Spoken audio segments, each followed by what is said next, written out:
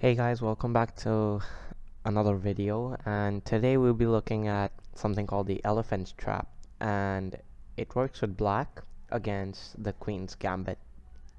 So it starts off by white playing pawn to d4, black plays pawn to d5, pawn to c4, which is the queen's gambit, pawn to e6, queen's gambit declined, knight to c3, and knight to f6.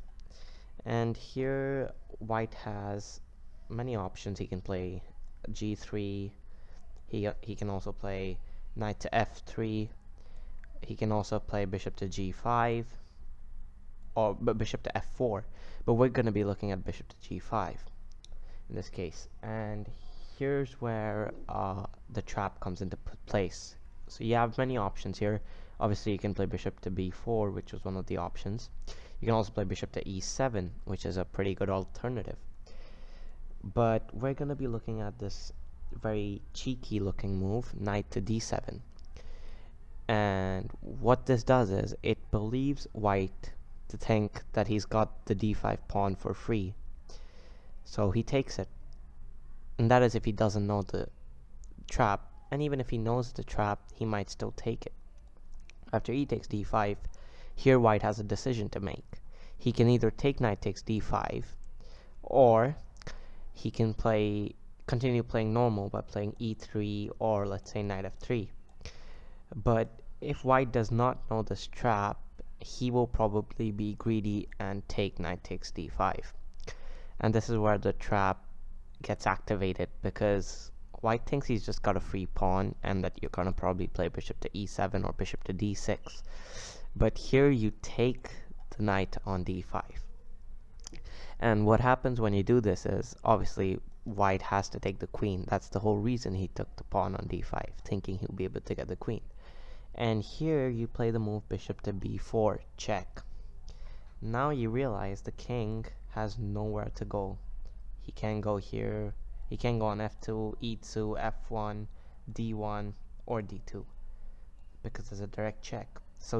And there are no pieces to protect it either. So the only move here is queen to d2. And after bishop takes d2 check, king takes d2, king takes d8, we realize that black's actually a piece up, a knight up in this case. Although he is a pawn down, a piece for a pawn is a very good deal.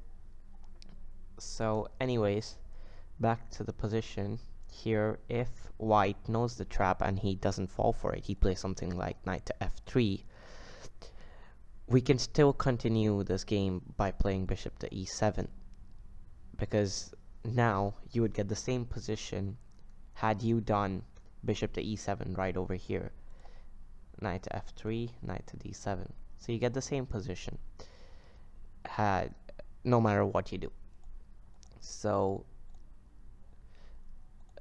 you can also play bishop to e7 and you'll get the same position. And if, let's say, after knight to d7 you play something like e3, again you can play the same line, bishop to e7. And if he takes, and then he suddenly sees that if he takes this, he's gonna lose the game by the trap, by bishop to b4 check, he won't take the pawn on d5 and he'll probably play something like e3. And now you have to realize that your little trap here doesn't work anymore. So if you try to act ignorant and play something like ace 5, that's a very random move, but if you play something like a5, this is pretty much still a danger, because after bishop takes d8, bishop b4 check, there is king e2, and white manages to escape. So you're playing a queen down. So if something like e3 comes up, you have to play c6, or you can also play bishop to e7. So anyways, that was the trap, and I hope you guys enjoyed the video. Thanks for watching.